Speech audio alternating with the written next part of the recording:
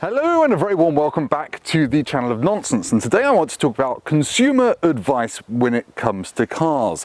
Take this, the V8 Land Rover Defender. Unless you really want a Defender with a 5-litre V8 engine, you just shouldn't buy one of these. Well, why? Because it's twice the price of the entry-level Defender. I've been getting 12 miles per gallon out of it, and it's a big white car that makes a lot of loud noise, so people tend to think that you're a bit of a knob when you're driving it. However, I think the world is getting too sensible, and this is very unsensible, which I think makes it extraordinary, and I'm deeply in love with this silly, slightly pointless thing. Anyway, let's go for a drive, do a walk around, and find out why it's silly and why you should buy one if you want one. Let's go.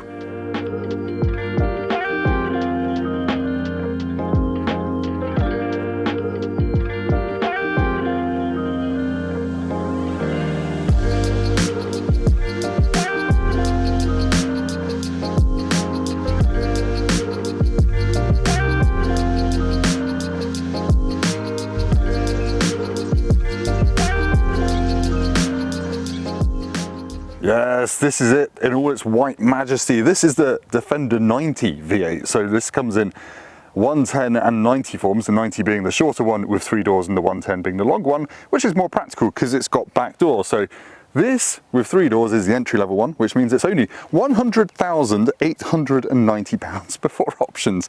This one, to be fair, does only have 890 quid of options on it. It's got a bigger 11.4-inch touchscreen, which is curved, and I'll show you that. And it's got a tracker on it because, well, kind of screams theft magnet, doesn't it? If you want the 110, that's £104,000. Which is a long way from the £46,000 starting price of the regular Defender. To be fair, most of the normal ones are kind of more like £60,000 to £70,000 once you've got good engines and some options on them. I've reviewed the 90 on the channel and the 110, so I'll be focusing on what makes this special, and what the V8 brings to the party. Anyway, let's talk about the looks. You can only get the V8 one in white, black or grey, which is a bit of a shame because I kind of want an understated sleeper car green one. You get a black roof, which you can to be body coloured, but you get LED headlights as well. It's pretty much a normal looking Defender. You do get V8 specific 22-inch alloy wheels, and you get this curious, slightly iffy, I think, dodgy blue, xenon blue, sorry, brake calipers. And you get a little V8 badge there, and that's kind of it. From the side, it looks like a regular Defender. It still weighs kind of 2.5 tons for this 3-door version, slightly heavier for the 110. And it's still got all the off-road gear that you'd expect from a Defender. So this isn't an SVO car. It's not designed to be a sports car. It is just a Defender with a V8. That said, it's got larger anti-roll bars, it's got stiffer suspension bushes, and a different spring rate on the air suspension in dynamic mode, and it's got a dynamic mode in the driving mode selector, which the regular Defender doesn't get. So you can still wade through 90 centimeters of water, you can raise the suspension up, you can drive through fields of cows, making a delicious burble.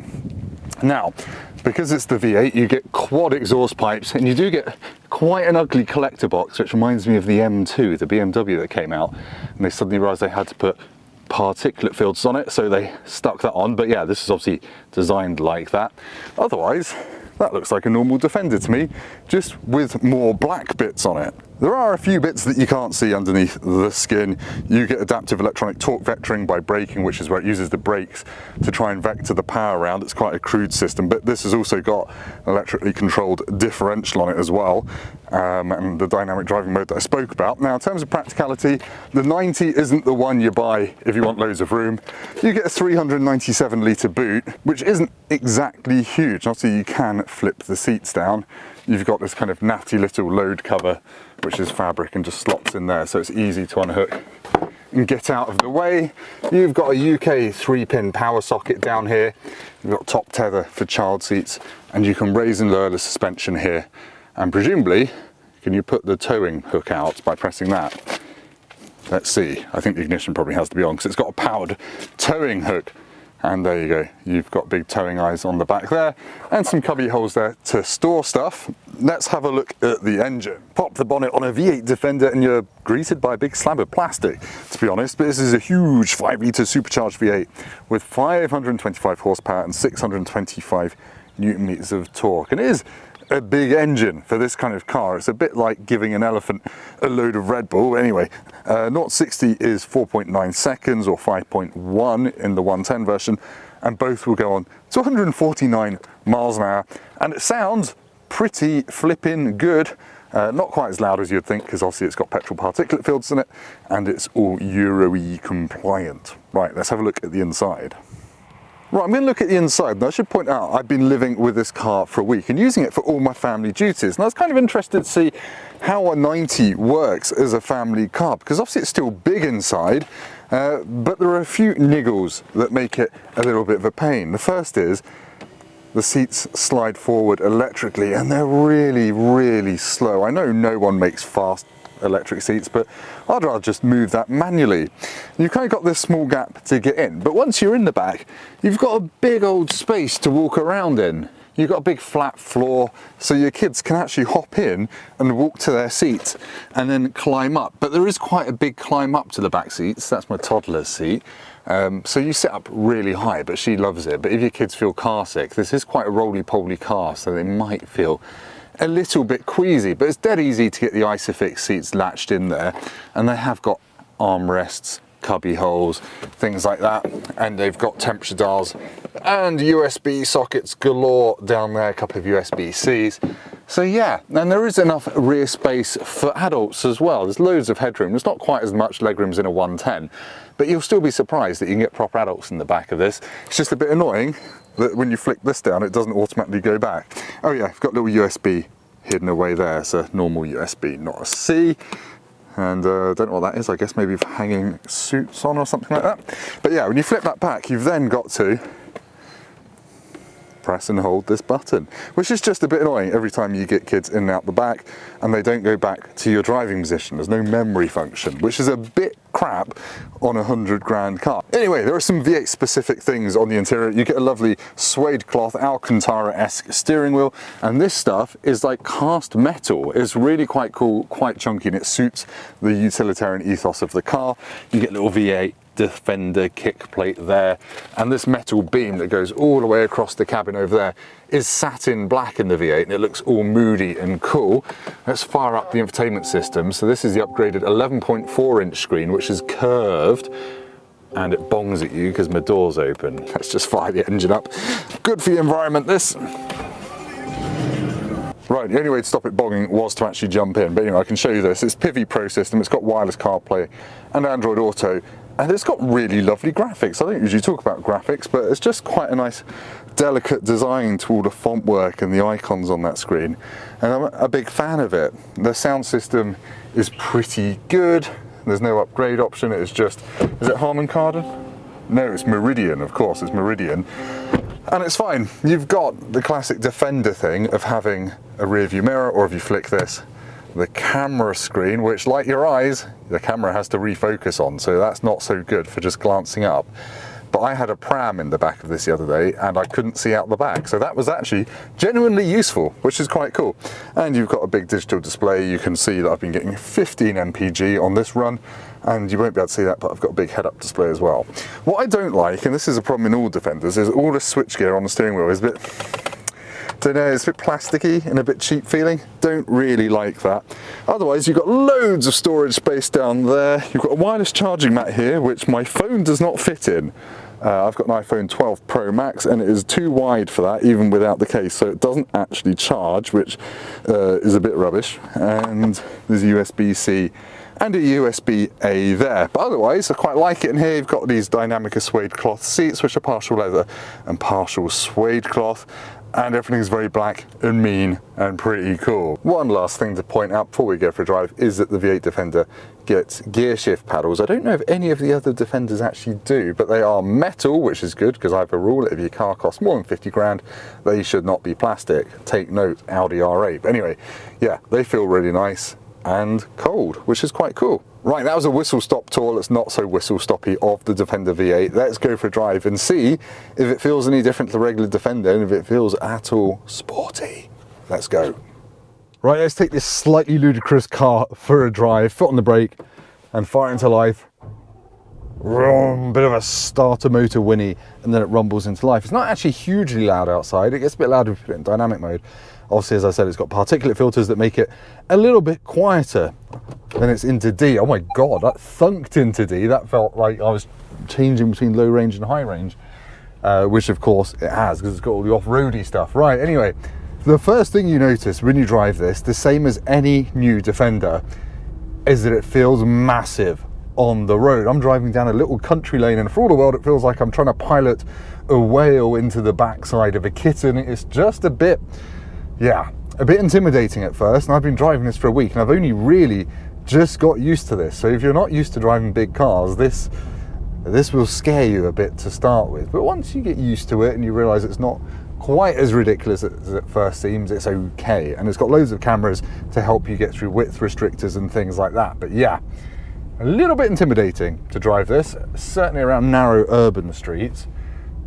But yeah, it's quite refined on the move. I'm in comfort mode. The gearbox is shifting gears nice and smoothly. I would say that the gearbox can get a bit hesitant. So when you're at a junction, you put your foot down, it doesn't go when you think it's going to go. And then you put your foot down a bit more, and then it dumps all of that torque to the wheels, and you go off like a bat out of hell.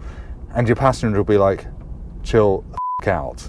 I've had that twice. Anyway, the mirrors are big.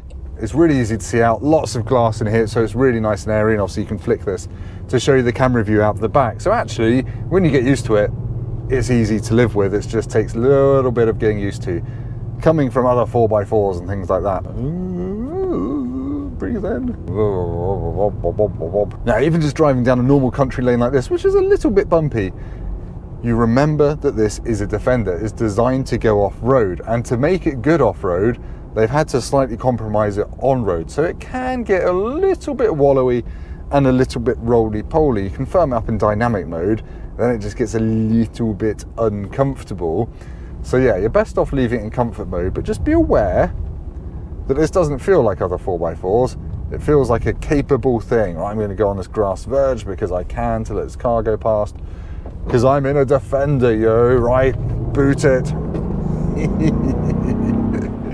It doesn't feel massively quick in the mid-range, partially because of that gearbox, but also it's just quite a big, heavy car.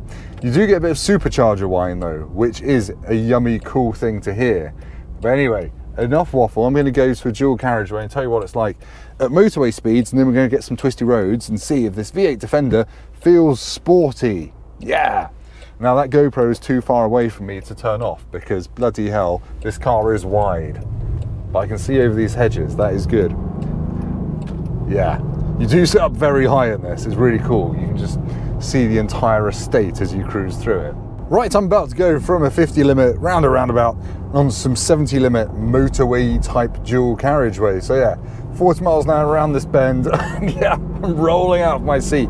But once you get used to it, you do realise it grips. Anyway, it takes a bit of confidence to do that. Yeah, I'm up to 75 miles now, and it feels like any other new Defender, which is to say it's comfortable and it's reasonably refined. However, those big square door mirrors do generate quite a lot of wind noise kind of here. It's not unbearable, and it'd be perfectly fine for long drives, but you pay a price for the boxy, interesting looks of this car, and that is one of them.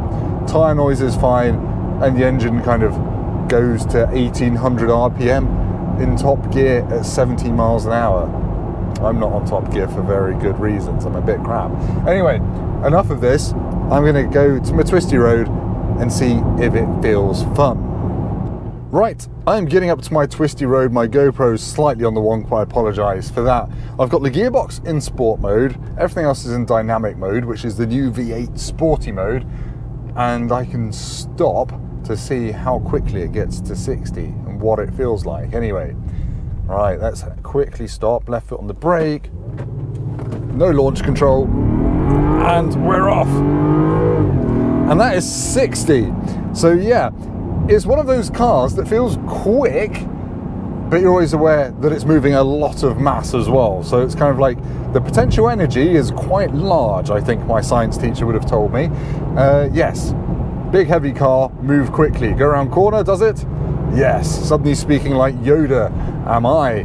Yeah, so yeah, it's like the normal Defender in that it rolls a lot, even in dynamic mode, and you've got to have a little bit of faith that it's going to grip, because the initial turn-in is a bit vague.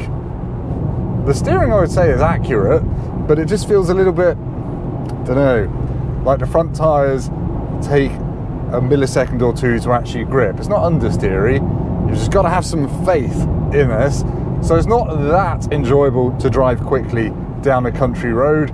Feels like normal Defender to me, but on corner exit, obviously, you can stick it down into third and get on the power nice and early. Feel that differential moving power to the back axle, me, on the brakes.